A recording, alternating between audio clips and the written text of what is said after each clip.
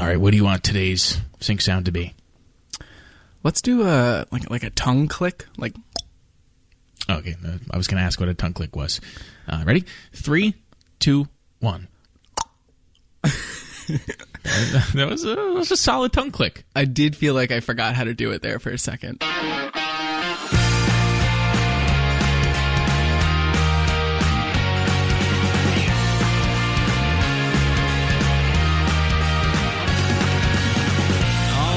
Welcome to That Just Might Work.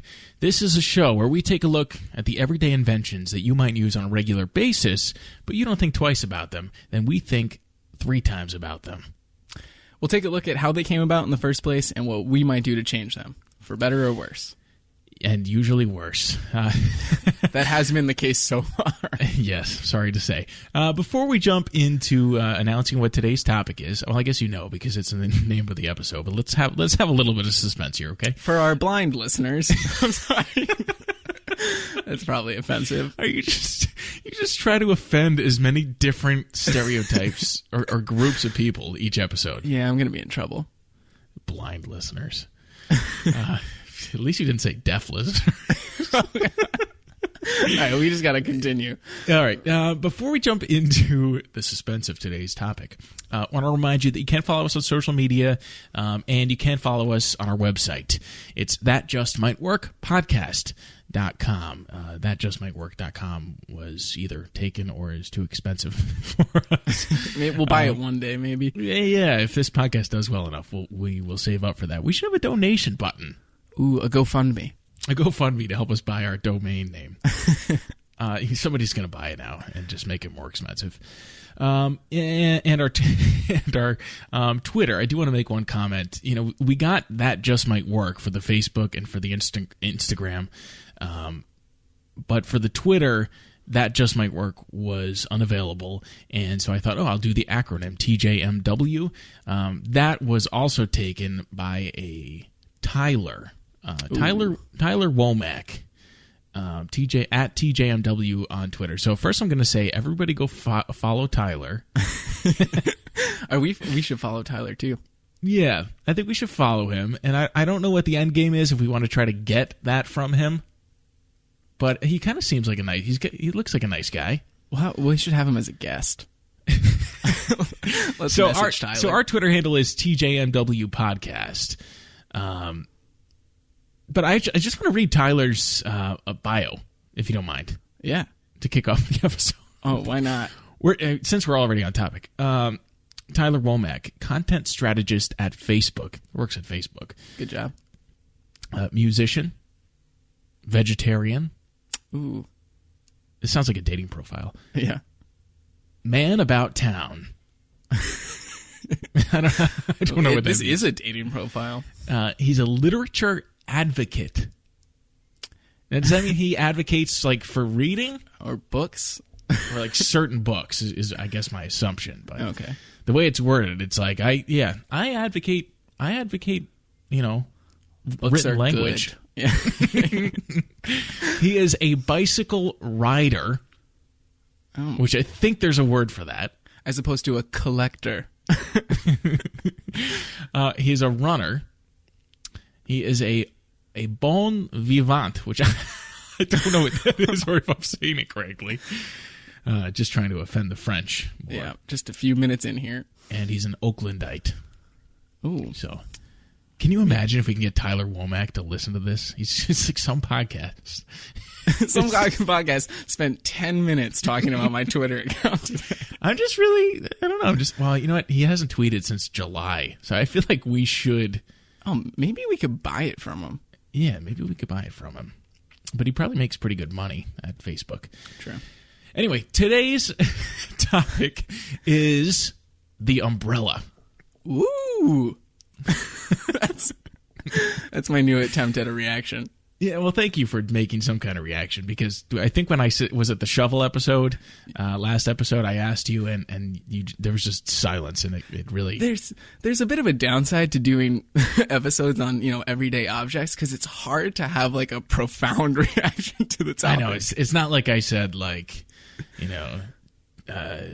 giant explosions. Right. So it's like I said, umbrella. Yeah, it's a really mundane thing. Yeah. But keep listening. Don't stop listening. I want to comment on shoveling for a second. There was a snowstorm today. I did have to shovel again, and I want to note that I bent at the knees and I didn't twist my back when lifting. So it actually was less painful than it normally is. Again, but you were bouncing like an idiot in your driveway.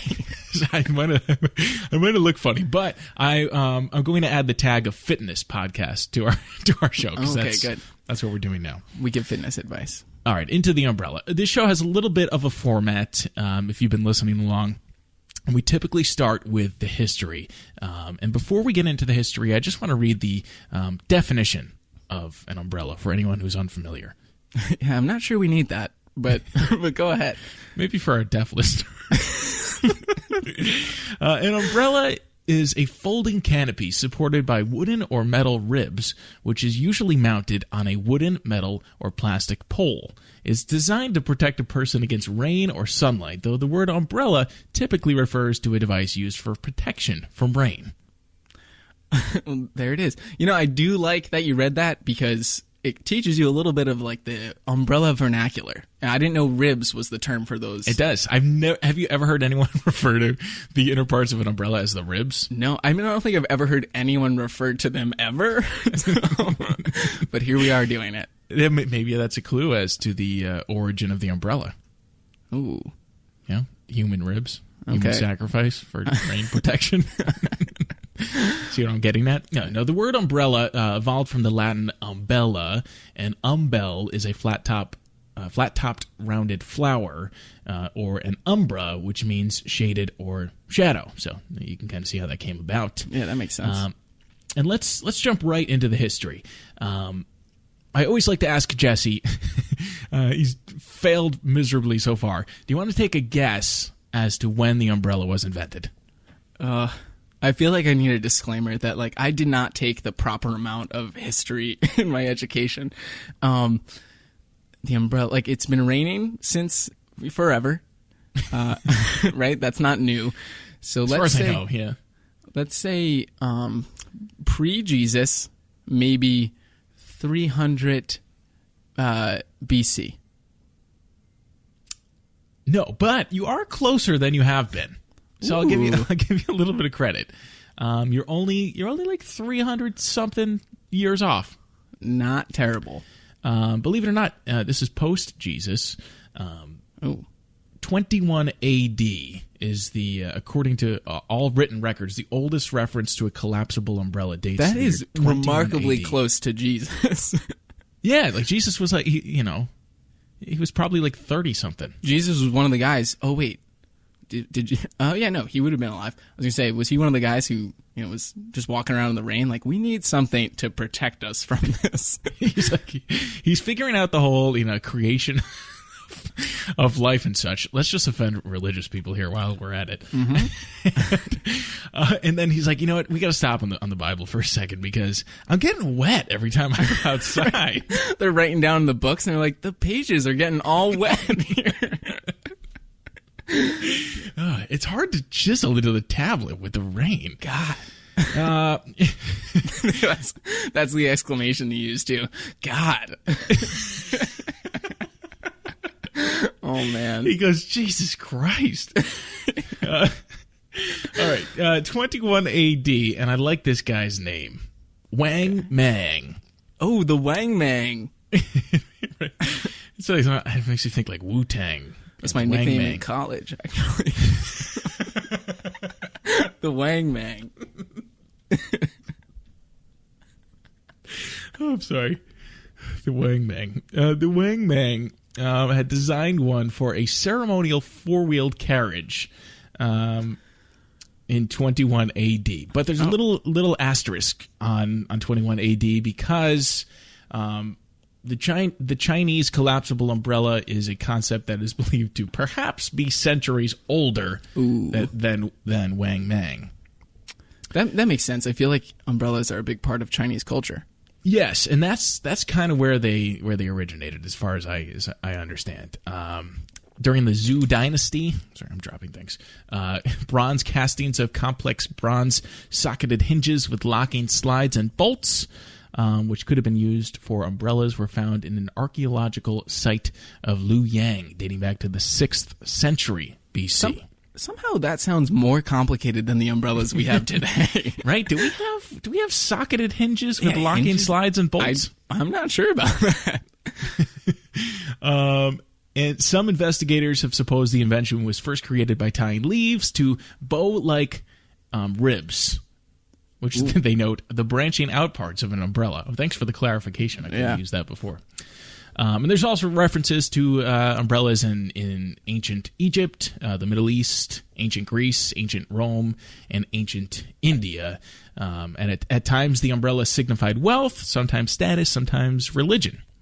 So it's kind of this. Actually, this was. I have like 3 pages of notes on the umbrella history. Yeah, very pervasive. And how far are we into the podcast? 10 minutes. All right. I still have more to go, so bear with me here. Yeah. This is kind of a roller coaster. 18th and 19th centuries now. The first lightweight folding umbrella in Europe, introduced in 1710 by a Paris merchant named Jean Marius, whose shop was located in Paris. It could be open and closed in the same way as modern umbrellas, weighed less than 1 kilogram. He received from the king, this is interesting, the exclusive right to produce folding umbrellas for 5 years. Oh, he had like the first patent. Yeah, this is like kind of how like the original patents were, I guess. Yeah. The king was like, yeah, I like this. You are the one that makes this for this long. I don't know if he spoke like that, but... Yeah, he was from France, so probably not, but who knows? A model of the umbrella was purchased by the Princess Palatine in 1712, and she enthused about it to her aristocratic friends, making it an essential fashion item for Parisians. Umbrellas used to be so fancy. It was like if you had an umbrella, you were royalty. Yeah, like not everybody had them. But hold on to your seat here. Okay. Because there's like a cultural shift in how cool the umbrella was. Early 1700s, the princess was like, "This is the shit. This is, if you don't have this, you're not cool." Then late 1768, one Paris magazine reported, "The common usage for quite some time now is not to go out without an umbrella and to have the inconvenience of carrying it under your arm for 6 months in order to use it perhaps 6 times. Those who do not want to be mistaken for vulgar people must..." We'll touch upon that in a second. "Must prefer to take the risk of being soaked rather than to be regarded as someone who goes on foot. An umbrella is a sure sign of someone who doesn't have his own carriage." I think vulgar people is my new favorite terminology for poor people.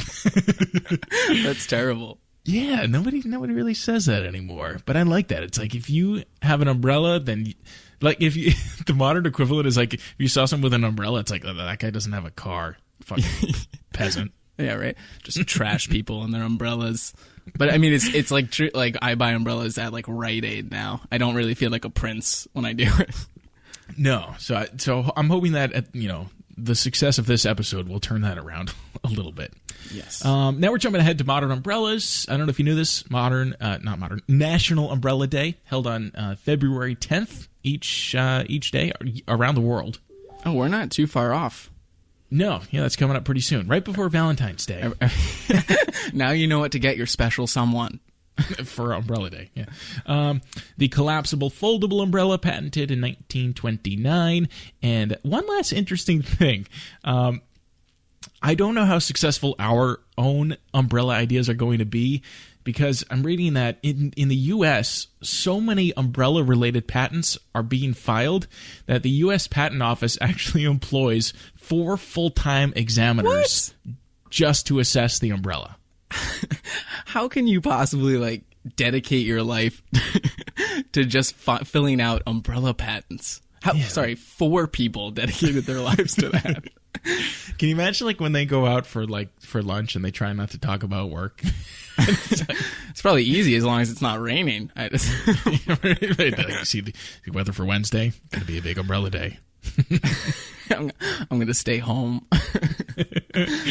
And as of 2008, the office registered 3,000 active patents for umbrella-related inventions. Oh, man. How many umbrella-related inventions could you name before you did research for this episode? Probably one, the umbrella. Yeah, I don't know. There's like the golf umbrella. Oh, yeah. The beach umbrella? Oh, there you go. Look at us. Totes, the largest American umbrella producer, has actually stopped accepting unsolicited proposals. And here's another job if you're really passionate about rain protection. Director of Umbrella Development. Oh, my God. That makes me think that there's people below him, like Umbrella Associate. Yeah. He's like, the top guy. Yeah. Was reported as saying that while umbrellas are so ordinary and everyone thinks about them, it's difficult to come up with an umbrella idea that hasn't already been done. Oh, well, just stay tuned then. Yeah, I'm taking that as a challenge. Yeah, that's what we're here for. I don't know if I say a guarantee. I doubt anyone has come up with my idea before. Yeah. All right, so that's the history on the umbrella. I apologize that took as long as it did, but I thought it was kind of interesting. Yeah, that was a good one. Yeah, so the next part of the show is where we talk about why it sucks. Jesse, why don't you start? What do you hate about the umbrella? I think I have some pretty, I think a lot of people will agree. I hate just having to hold it. Some of them are kind of heavy, especially if it's cold. Your hand will get cold just holding it. I hate that the wind. They are quite heavy. I guess people listening might not know just how weak I am, but that should solidify it for them. Just to get a picture of Jesse's biceps. Right, I struggle to hold an umbrella. He thinks an umbrella is heavy. Okay. I hate that the wind catches it, and sometimes the wind breaks them. They flip backwards. And I hate that, if you bring them inside, it gets everything wet. It's just dripping. Yes. That's on my list, too. Okay. That's everything that you hate about it? I think so. I noted that my legs and my feet still get wet when I use one. It's really just like a head rain protector. Yeah. This is a little different. You can't share an umbrella effectively with someone else. It's either you're holding it in between the two of you and then you're both getting wet. Yeah, that doesn't help. Or one person can hold it over another person. I also wrote that they catch the wind. That bugs me. They don't work well when the rain is going sideways. I also said they get water everywhere. I noted that they don't feel cool anymore. And maybe that was because I was reading the history and I was like, man, this just sounds really cool. It's really just because you're a vulgar person. That's the problem. And I also said that compact ones are too small and large ones are too clunky. Okay, yeah. Yeah, they do make the really tiny ones, but then those are just ineffective. Yeah, the ones that are 6 inches, and then, it's the wand or whatever you want to call it extends, and then it opens up, and then your shoulders still get wet because, like I said, it just protects your hair. Right, it's just wear a hood at that point. So now that we've talked about why it sucks, we move on to the part of the show, Innovative News, where Jesse has done some research and found us some modern-day Kickstarter inventions for the umbrella that he finds interesting. Yeah, so like you said, there are a decent number of new umbrella inventions out there. Per usual, I feel like every time I do research on anything, there's going to be a smart version. So there's a couple smart umbrellas. They're not that great. They've got Bluetooth in them, and so if you walk away without it, it'll notify you saying oh, you left your umbrella. I think people do lose umbrellas a lot. That could have been on the why it sucks list. Yeah, I could see that being a problem. Or that could be on the why you suck list. Just don't forget it. Yeah, exactly. And that's not necessarily specific to the umbrella, I guess. I think some of them will remind you if it's going to rain. But I think really all that is an app on your phone reminding you it's going to rain. So again, the umbrella itself isn't really being improved. I don't hate that though. I kind of like how new technology, like my thermostat, my sous vide cooker, what else? Like Alexa and such. Sure. I don't own one, but a lot of these devices now sync through your phone to the internet. I kind of like that. Yeah, that is nice. So I have two other things here that aren't, again, umbrellas themselves, but are accessories that I will just mention quickly. One is called the Umbrella Slip Stop, and it's a Japanese product, again, Kickstarter. Really unimpressive. It's just kind of like rubber bands that you put on the handle. And the idea being to give you better grip. So if you're wearing like a glove, the umbrella doesn't slip out of your hand. I can't say that I've ever had an umbrella slip out of my hands. Yeah, I do. I mean, I can't hold them up because, they're heavy, but I have the grip strength so that they don't slide out of my hand. It's not a grip strength problem. It's just it's just a general strength problem for you. But the real reason I brought this up is a lot of these Kickstarters have just hilarious videos, and this one was in Japanese with English subtitles, and the translations just did not work. So I've got a couple quotes here that I'll read you. All right, let's hear it. Have you ever slide down the umbrella when you are wearing gloves? Yes. I often slide down the umbrella. Yeah, that is I should have put that on my list. It's such a problem for me. Oh, you know what I did? It was in between the wind and getting everything wet. Yeah, sliding down. And then my personal favorite: have you ever been irritated without ever having found your umbrella? Which is a little bit. That's like a mind puzzle. Yeah, no, I see what they're saying, but yeah, it sounds like you're reading Shakespeare or something. Right, almost. The literal translation of that is, you're very commonly irritated when you do find your umbrella. Have you ever been irritated without ever having found it? It's asking, like, do other things ever bother you? That sounds like the meaning of life could be behind that question. Yeah, unfortunately, they were not successful. They raised $27. From one person. So maybe, yeah, exactly. The creator donated. We'll probably never know the answer to that. All right. Another accessory, quick one here. Umbrella here is what it's called. This was successful, and it's a waterproof light you put on top of your umbrella, and it indicates that your umbrella is open for sharing to the public.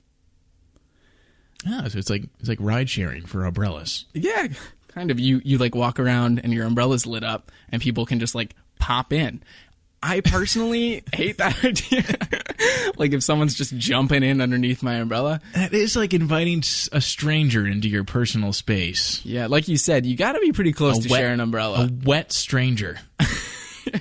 That was their slogan. Invite a wet stranger into your personal space. Did that one succeed? Successful. $15,000. People got excited about that. People will. That's why I have hope for our podcast. Yeah, right. People will buy anything. Yeah. Okay. A couple slightly cooler ones. The Cypress umbrella. This one's supposed to fix the problem of like the wind snapping it backwards. It's got independent suspension systems in each of the the ribs of the umbrella. Huh. This was successful. I like it. It's not crazy, but it is at least trying to solve one of the major issues we have with umbrellas. I appreciate the effort, but I don't see how that works. It sounds real complicated, and I feel like if the suspension systems in the ribs, I'm going to sound like I know what I'm talking about right now. Sure. Are absorbing the impact, that energy is still going to be transferred down the wand to you. No? Oh, like you're still going to have to fight it. I think the idea being it just won't invert. Oh, okay. Which really, it's like when I'm just looking out for you. I know you're struggling to hold it up on a calm day. Right, it's hard on enough a windy day. Is. Like, you're just going to get knocked right over. I did think about this. I was like, I'm starting to think that the fact that umbrellas flip the other direction is actually a little bit of a safety feature, because otherwise you literally just have a parachute. And on like a seriously windy day, you could get just like pulled. I don't know. You're right. It's like a fail-safe. Yeah. Okay. Moving on to my favorite three. We have the Casbrella. This was successful. And this, just like we were saying, how umbrellas collapse in the wind, this one is actually designed to close that way. So if you've ever tried to like get into a car with an umbrella, you like can't, because just the shape of it, it's hard to close it while you've got the door closed or closing. This one like collapses in that direction, so you can kind of pull it through a narrow space. That's kind of ingenious. Neither of us put that on our lists. It is difficult to get in and out of a car with an umbrella. Yeah. So I like that one. It raised $260,000. Wow. The next one, you may have seen this one, the air umbrella. I did see something about this while doing my research, and I tried my best not to read anything more about it because I wanted to be a little bit surprised. Sure. But correct me if I'm wrong in my understanding. It's like a fan on a stick that blows the rain away from you. Yeah, that's also their slogan. It's like a fan on a stick that blows it away from you. Yeah. And you're right. That is literally what it is.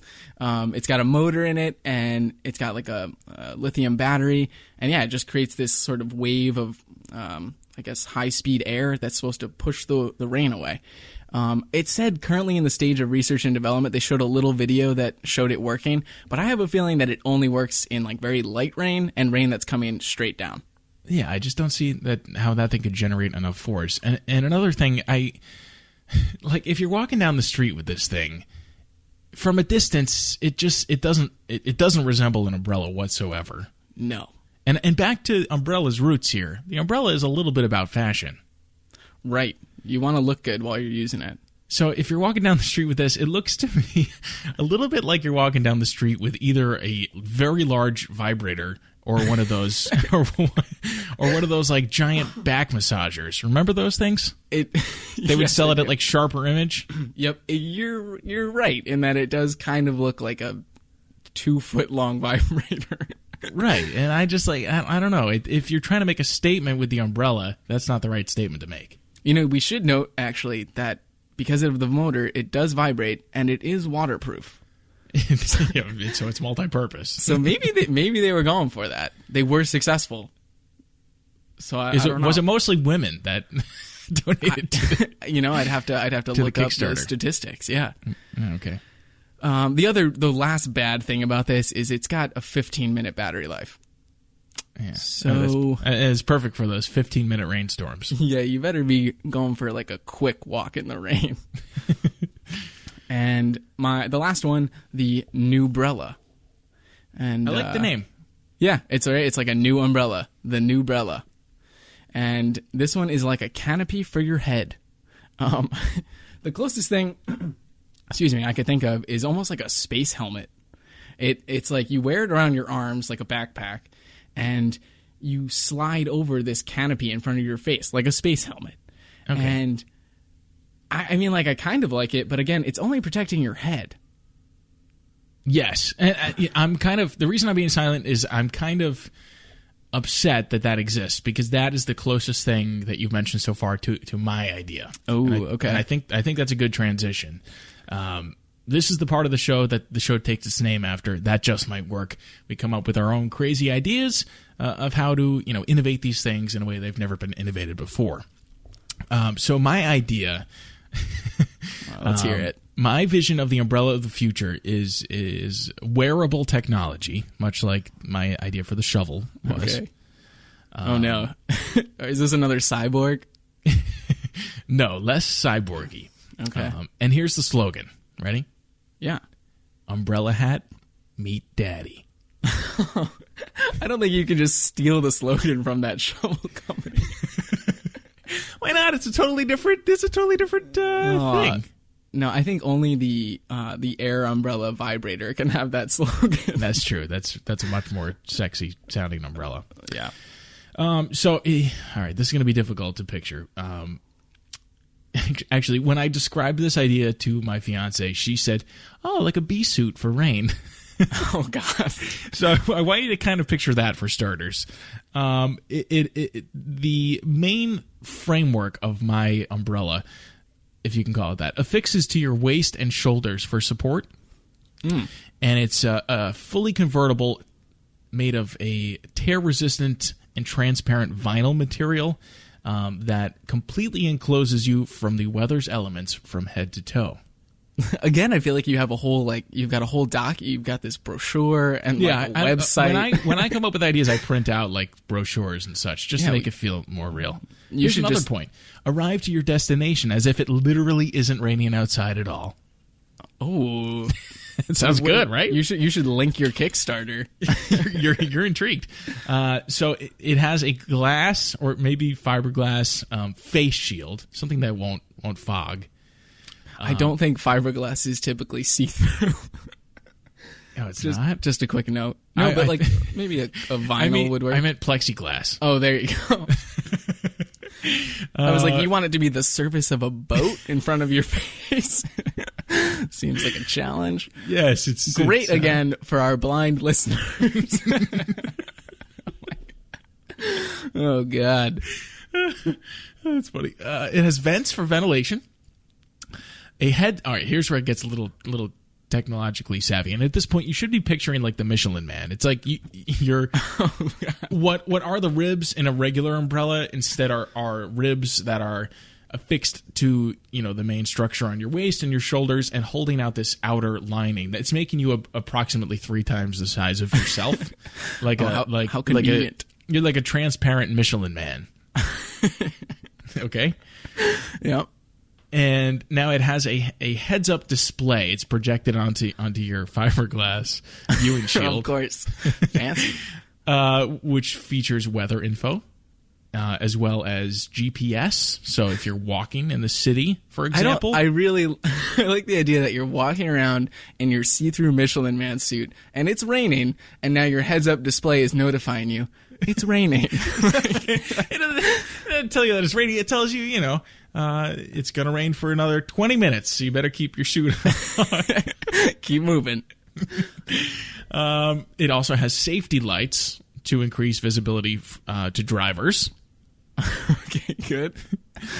I'm just thinking outside the box here a little bit, And then the whole thing, like I said, it's convertible. So the plastic kind of like folds over your head and then back into the main console, which is a ring shape around your waist that you then lift over your head. So it's easily travelable. So you have like a hoop almost. Yeah. You have like it's approximately 2 feet by 2 feet hoop. Okay. And one last note. 2-person units and family units will also be available. That's insane. That would be a very large walking obstruction. Yeah. I kind of feel like I'm not too far off from just making a vehicle at that point. Yeah, that's 4 wheels away from a car. That's what that is. Like it has a windshield. Oh, no, sorry, fiberglass. A boat. It's very close to a boat. If we're talking about water, I might as well be talking about fiberglass, right? Yeah. It's buoyant, I assume. Yes, exactly.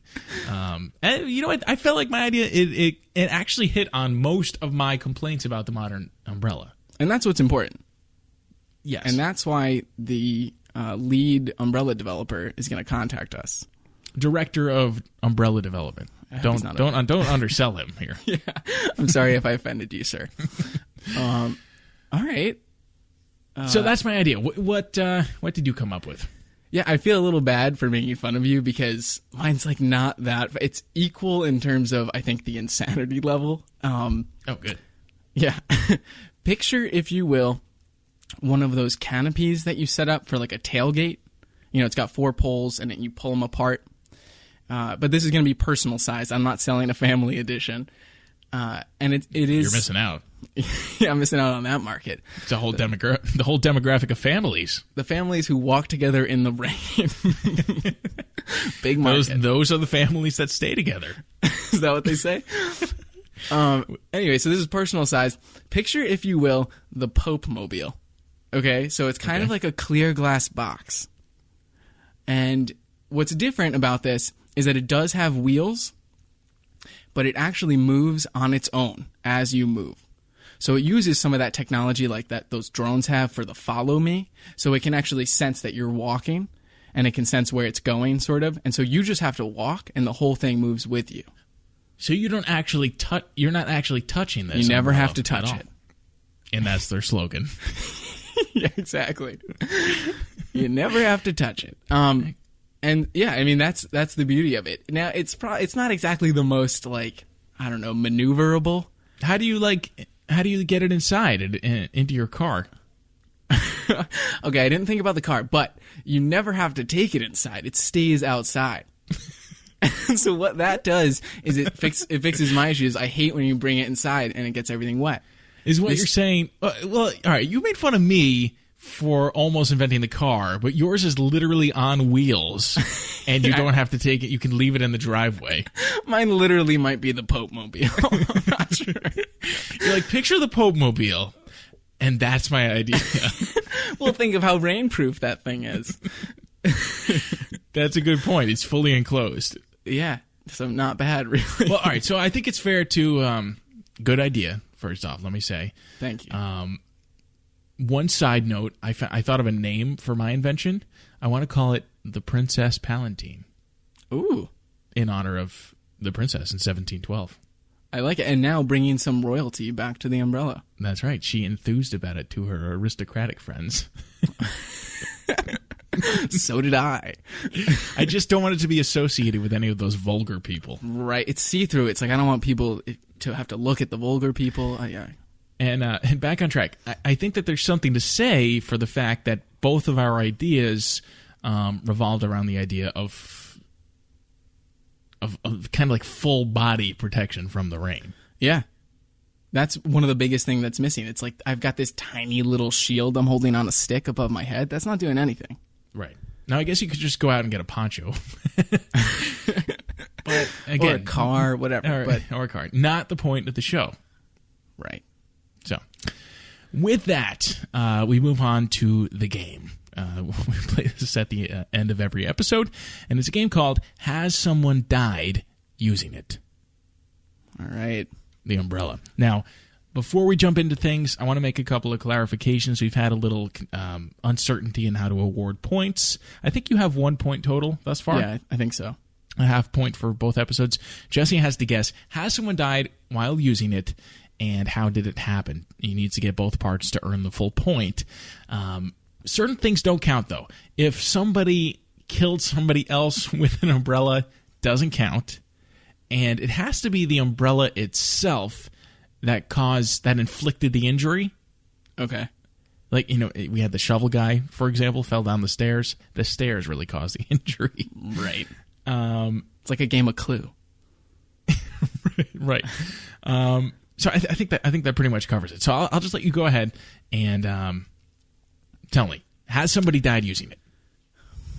This is a tough one. I don't feel like they're that dangerous. And I'm going to assume that lightning doesn't count. No, because that would be lightning killing someone. Okay. And that happens. They had to have died by umbrella, and it can't be self-inflicted. Right. I can't think of a way you could get injured, like mortally, I should say.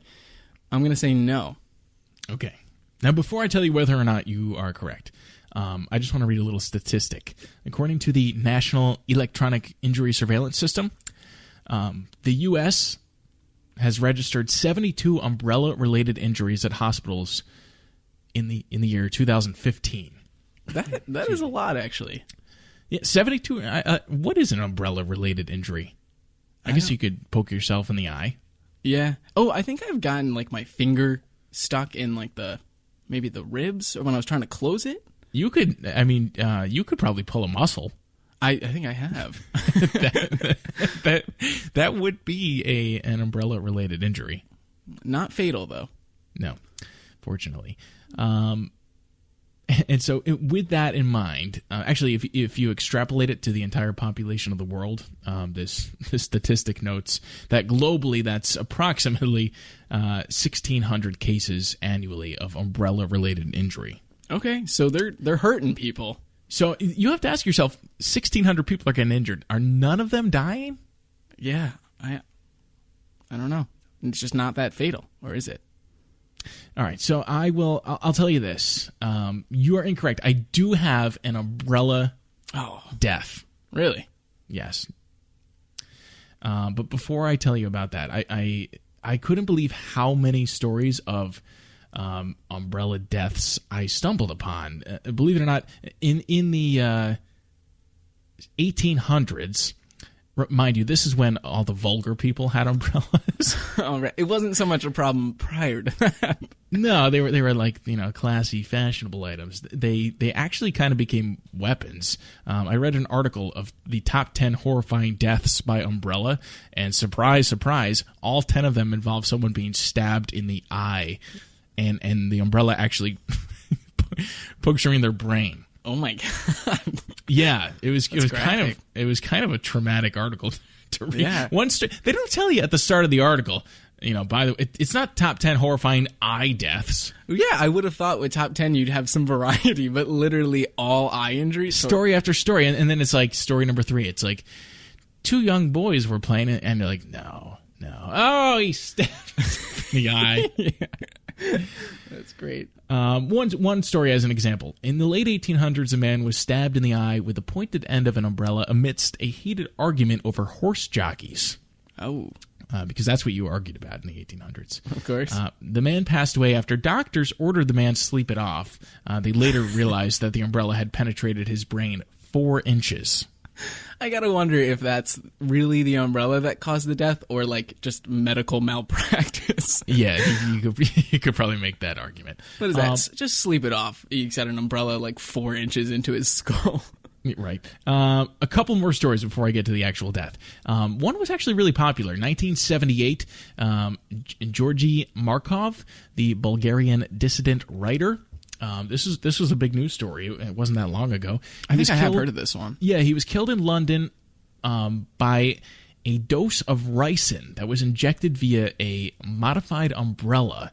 And the KGB widely believed to have developed a modified umbrella that could deliver a deadly pellet loaded with ricin upon puncture of the skin. That's cool.